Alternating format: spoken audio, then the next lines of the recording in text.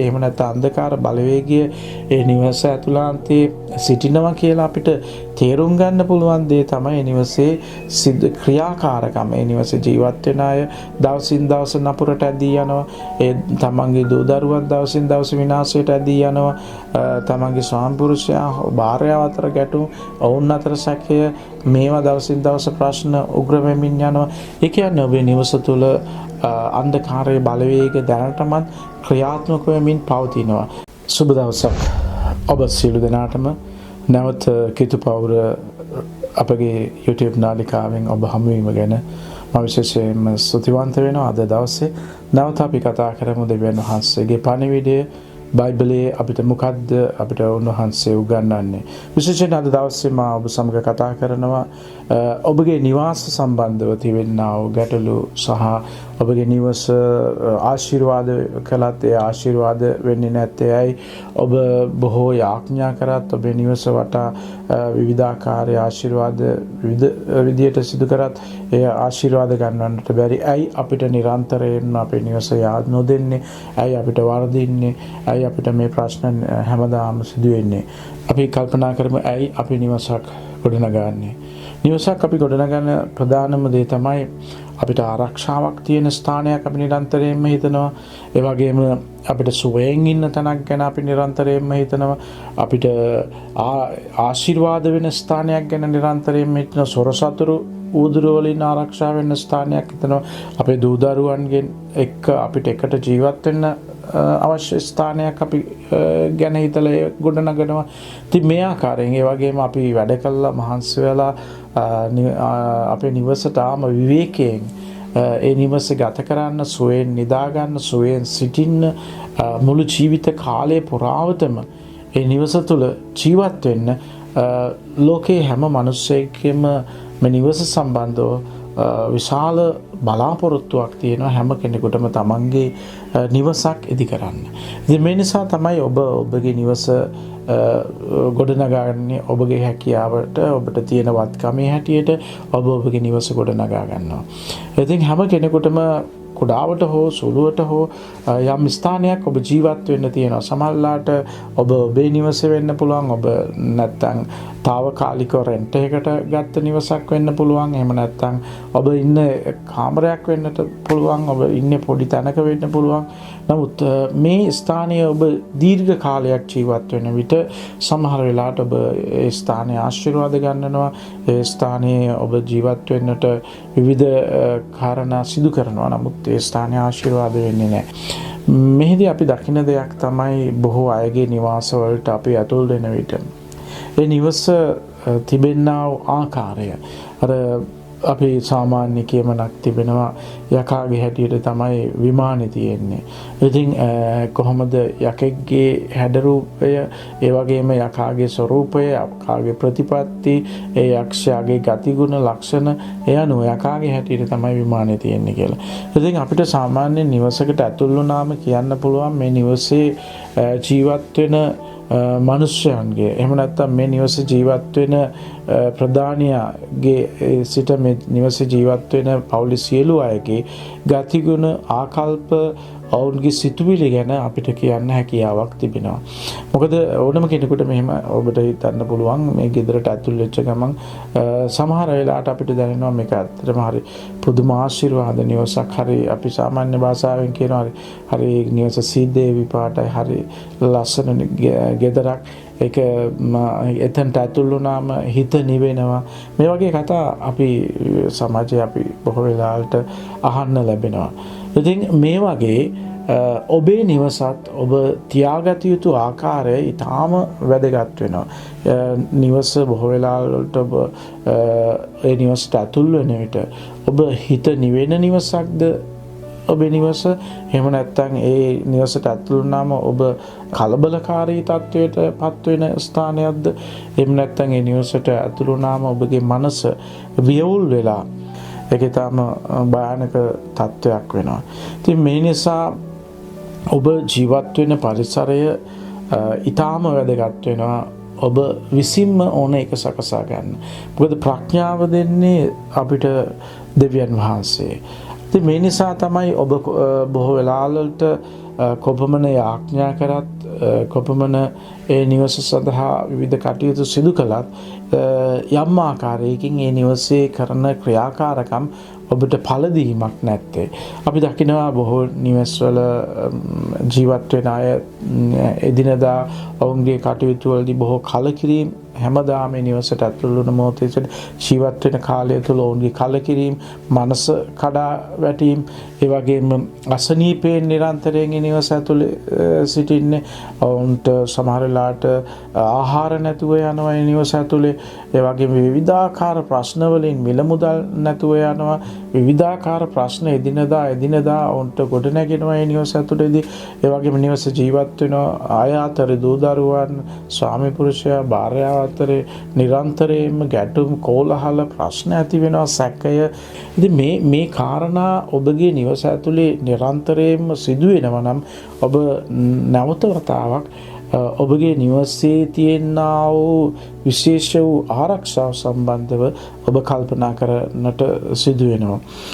මොකද බොහෝ වෙලාවල් වලට අපි දකින්න දේ තමයි සමහර නිවස් වලට ඇතුළු වුණාම ඒ නිවස් ඔවුන් විසින් සකස් කරගෙන තිබෙන ආකාරය තමන්ගේ සිත වියවුල් වෙන ආකාරයට ඇතුළු වුණාම ඒ නිවසේ හිත නිවෙන විදියට ඔබ නිවස සූදානම් කරගන්න අවශ්‍යයි. එකක් ඔබ පින්තූර නොඑක ආකාරයෙන් අනවශ්‍ය පින්තූර ඒ නිවසේ එල්ලලා තියෙනවා නම් විවිධ රූප එල්ලලා තියෙනවා ඒවා අයින් කරලා ඒ බිත්ති සැරසෙලි අයින් කරලා ඒ හිත නිවෙන විදියට ඒ ඔබ S2ට ඒ නිවසේ බලන විට ඔබ S2ට සනීපයක් දැනෙන විදියට ඒ නිවස ඔබ සකස් කරගන්න. ඒ වගේම නිවස පුරාවට අනවශ්‍ය බඩු බාහිර ආදී ගොඩ ගහලා තියෙනවා නම් හැම තැනකම හැම මුල්ලකම අනවශ්‍ය බඩු බාහිර ආදී ගොඩ ගහලා තියෙනවා නම් ඒකත් ඔබගේ මනස වියවුල් කරනවා. ඉතින් ඔබට අවශ්‍ය දේ පමණක් ඒ නිවසේ තබා ගන්න, අනවශ්‍ය දේ ඉවත් කරන්න හැම වෙලෙම නිවසේ ඉඩකඩ ඇතුව අවශ්‍ය දේ පමණක් තියාගන්න, අනවශ්‍ය දේ ඉවත් කරලා දාන්න. නිරන්තරයෙන් ඔබ එදිනදා අපි දකිනවා සමහර නිවෙස් ඒ හැමදාම උන්ට වෙලාවක් නැති වෙන්න පුළුවන්, අතු ගාන්නේ නැතුව, මකුණු දැල් කඩන්නේ නැතුව, ඒ ආවට සුද්ධ පවිත්‍ර කරන්නේ නැතුව, අඩු ගානේ තමන්ගේ වත්තගේ මිදුල දවසකට වතාවක් හෝ දවස් දෙක තුනකට වතාවක් හෝ පිරිසුදු කරන්නේ නැතුව, අතු ගන්න නැතුව හරියට අපි කියනවනේ ඒක නිකන් හරියට භූත ගුහාවක් වගේ කියලා. ඒ වගේ තත්වයට ඔබේ නිවස තියෙනවා නම් ඒත් ඔබේ නිවසේ ආශිර්වාද පලා ගිහින් තියෙනවා. මේ ආශිර්වාදය අපේ නිවසට ගලා එන්නට කටයුතු කරන්න ඕන අපි තමයි. ඒ සඳහා සූදානම් ගන්නත් ඕන අපි තමයි. මොකද දෙවියන් වහන්සේ ඔබට ආශිර්වාද කරන්නේ ඔබ පළමු පියවර තබන විට දෙවෙනි පියවර තබන්න උන්වහන්සේ ඔබට ආශිර්වාද කරනවා. ඒ නිසා ඔබේ මනසට අවශ්‍ය ප්‍රඥාව දෙවියන් වහන්සේගෙන් ඉල්ලන්න උන්වහන්සේ ඒකාන්තයෙන් සපයනවා. ගීතාවලිය 127 1-2 සමිදානෝගේ නොසාදනසේක් නම් එය ඉදි කරන්නෝ නිකරුණේ වෙහෙසිති. සමිදානෝ නගරයේ රැක බලා නොගත්තසේක් නම් මුරකරුවෝ නිකරුණේ පිබිද සිටිති. සමිදානෝගේ නොසාදනසේක් නම් එය ඉදි කරන්නෝ නිෂ්ඵල කාර්යයක් තින්නේ. දෙවි කෙනෙක් වැඩ සිටින්නේ මොන වගේ පසුබිමකද? ඔබේ හදවත නිරන්තරයෙන්ම පිරිසුදුව තබා ගන්න කියලා අපිට බයිබලයේ නිරන්තරයෙන්ම කියන. ඒ වගේම ඔබේ නිවසත් නිරන්තරයෙන්ම ඔබට නිවාඩු නිකේතනයක් වගේ සුවයේ සිටින්න සුදුසු පරිසරයක් ඔබ ඒවට ගොඩනගන්න ඕන. ඒ නිවසට අනේනායට සහනදායී තැනක් වෙන්න ඕන. ඒ අනේනායට හිත නිවෙන තැනක් වෙන්න ඕන. ඔබේ පවුලේ අයට ඒ ස්ථානයේ සුවය සනීපය දෙන තැනක් වෙන්න ඕන. එතකොට තමයි ඒ ස්ථානයේ දෙවියන් වහන්සේගේ ආශිර්වාද ඉමහත් ලෙස ගලාගෙන ඉන්නේ. දවස්පතා උන්වහන්සේගේ ආශිර්වාදය නොඅඩුව ඔබට ඒකාන්තයෙන්ම ලැබෙනවා. උන්වහන්සේ නැතිව අපිට කිසිම ගමනක් යන්න බෑ. මෙතන ප්‍රධාන දෙයක් තමයි අපි උන්වහන්සේ සමග තියෙනා වූ සම්බන්ධතාවය, ඒ කනෙක්ෂන් එක නිරන්තරයෙන්ම කැඩෙන්නේ නැතුව තියාගන්න ඕනේ. ඒක ඩිස්කනෙක්ට් වෙලා තියෙනවද කියන එක සොයලා බලන්න ඕන ඔබ තමයි. ඒ කියන්නේ ඔබ කොහොමද අපි බලමු දැන් ස්වාමීන් වහන්සේ කියන සාදරසෙක් නම් එය ගොඩනගන්න ඕන නිෂ්ඵල වෙසෙති. ඒ කියන්නේ ඔබගේ ප්‍රාර්ථනාව ඔබගේ අවශ්‍යතාවය නිවස තුළ ඒ නිවසට ආශිර්වාද ගන්නන්න ඔබේ ආඥාවෙන් ආශිර්වාද ඉල්ලලා ඒක සිදු වෙන්නේ නැත්නම් එන්න සම්බන්ධතාවය කැඩිලා ගිහිල්ලා තියෙන කොහෙදී හරි. එහෙනම් මේ සම්බන්ධතාවය කැඩිලා යන්න ප්‍රධාන හේතුවක් ඇති. ඒ කියන්නේ ඔබ විපරම් කරලා බැලිය යුතු සොයාගත යුතුයි. ඔබ කොහෙන්ද මේ ප්‍රශ්නේ ඇති වෙලා තියෙන්නේ. ඒ නිසා ඔබ හැම වෙලෙම නිරන්තරයෙන්ම ඔබේ නිවස ආශිර්වාද ගන්නන්ට ඒ ස්ථානය ඔබට ඔබේ පවුලේ හැම කෙනෙකුටම ආශිර්වාද දෙන ස්ථානයක් බවට පරිවර්තනය කරගෙන යුතුයි. මේ ආඥාව මේ වගේම ඒ ස්ථානයේ ඔබ යහපත් දේ මෙනෙහි කිරීම, යහපත් දේ කතා කිරීම, ඒ වගේම ඔබ සාධාරණ ලෙස ඒ නිවසට මුදල් එහෙම නැත්නම් යම් දෙයක් ගෙන එනවා නම් ඒ සාධාරණ ලෙස යම්කිසි සත්‍යදායක ලෙස ධර්මිෂ්ඨ දෙයක් වෙන්නට ඕන. ඔබ යම් දෙයක් ඒ නිවස සොරකම් කරලා එහෙම නැත්නම් වංචාවකින් හෝ එහෙම නැත්නම් යම්කිසි විනාශකාරී ක්‍රියාවකින් හෝ බොහෝ දේපල ඔබ ගොඩ නගාගෙන නිවසට ගෙනල්ලා ගොඩ ගහගෙන ඉන්නවා නම් ඒ නිවසට ඔබට කොතරම් ආශිර්වාද ඉල්ලුවත් ආශිර්වාද ලැබෙන්නේ නැහැ. මොකද අන්ධකාරයේ බලවේගය ඒ නිවස තුළ ක්‍රියා කරනවා. අන්ධකාරයේ බලවේගයෙන් යක්ෂයා දැන් ඒ නිවස ඇතුළාන්තයේ සිටිනවා. ඉතින් ඒ යක්ෂයා නිවස ඇතුළාන්තයේ එහෙම නැත්නම් අන්ධකාර බලවේගය ඒ නිවස ඇතුළාන්තයේ සිටිනවා කියලා අපිට තේරුම් ගන්න පුළුවන් දේ තමයි නිවසේ ක්‍රියාකාරකම. ඒ නිවසේ ජීවත් වෙන අය දවසින් දවස නපුරට ඇදී යනවා. ඒ තමන්ගේ දූ දරුවන් දවසින් දවස විනාශයට ඇදී යනවා. තමන්ගේ ස්වාමි පුරුෂයා භාර්යාව අතර ගැටුම්, ඔවුන් අතර සැකය, මේවා දවසින් දවස ප්‍රශ්න උග්‍ර වෙමින් යනවා.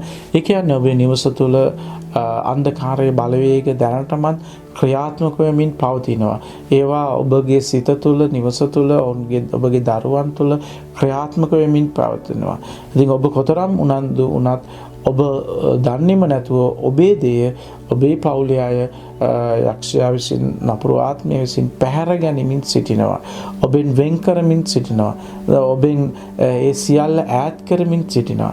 ඉතින් මේ ගැන ඊටාම කල්පනාකාරී වෙන්නට අවශ්‍යයි. ඔබ අවබෝධයෙන් යුතුව දෙවියන් වහන්සේගේ ආඥාවෙන් යුතුව ප්‍රඥාවෙන් මේ කාරණා සොයාගත යුතුයි. නැත්නම් ඔබට කවදාවත් මේ කාරණාවන් වලින් ජයග්‍රහණයක් වෙන්නට බෑ. Home is not a place, it is a feeling. නිවස යනු ස්ථානයක් නෙවෙයි. ඒක සුන්දර ඒක හැඟීමක්. ඒක සුන්දර හැඟීමක්. ඇත්තටම අපි ගත්තොත් අපි හැදුණු වැඩුණු තැන අපේ ගෙදර කවදාවත් අපේ ජීවිතේ අමතක වෙන්න නැති තැනක්නේ. ඒක හැමදාම අපේ මනසේ තියෙනවා. හැමදාම අපේ හිතේ තියෙනවා. ඒ වගේ තමයි ඔබගේ නිවසට ඔබ ඇත්තටම ආදරය කරන ස්ථානයක් වෙන්න ඕන. ඒක ඔබට හැඟෙන්න ඕන, දැනෙන්න ඕන. ඒක ඔබ හරියට ඒක හිරගයක් වගේ ස්ථානයක්වත්, ඔබට එය කරදරකාරී ස්ථානයක්වත්, ඔබට එය පීඩාකාරී ස්ථානයක්වත්, ඔබට ඇතුල් වෙන විට එය කලකිරීමට පත්වෙන ස්ථානයක්වත් යුතු නෑ. ඔබ අවශ්‍ය වෙලා ගෙදර යනකොට යන්න ඕන විවේකී ගන්න ස්ථානය.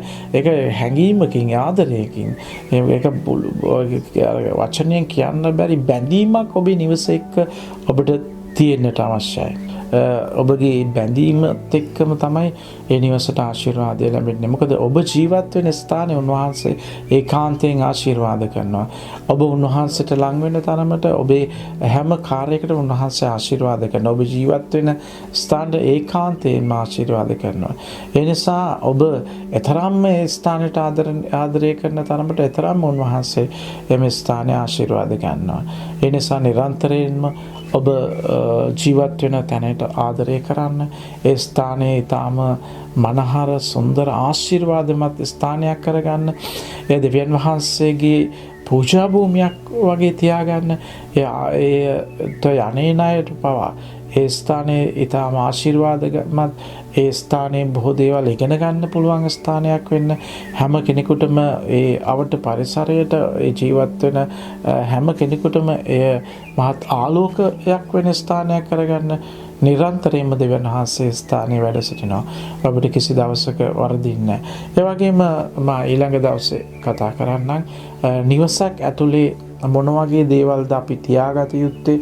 සමහර දේවල් අපි දන්නේ නැතුව ඒ නිවස ඇතුලේ අපිට අනවශ්‍ය දේවල්, අපිට පීඩා කරන දේවල්, එහෙම නැත්නම් නපුරු ආත්ම ස්ථානට කැඳවන දේවල් අපි ගෙනල්ලා ස්ථානයේ තියාගන්න. ඔබ විනෝදචාරිකාවක් ගියාම වෙන්න පුළුවන්. එහෙම නැත්නම් කෙනෙක් තෑගි දුන්නු දේවල් වෙන්න පුළුවන්. ඉතින් එන්නේ ඒ දේවල් ගෙදර ඇතුලේ තියාගන්නවා ඔබ ආස කරලා. ඉතින් ඒවා තුලින් අපිට යක්ෂයාගේ එහෙම නැත්නම් අන්ධකාර බලපෑම්, එහෙම නැත්නම් අඳුරු බලපෑම් මේ ස්ථානයේ හැසිරෙන්න සිද්ධ වෙනවා. ඉතින් ඒවත් අපි ඊළඟ දවසේ කතා කරනවා.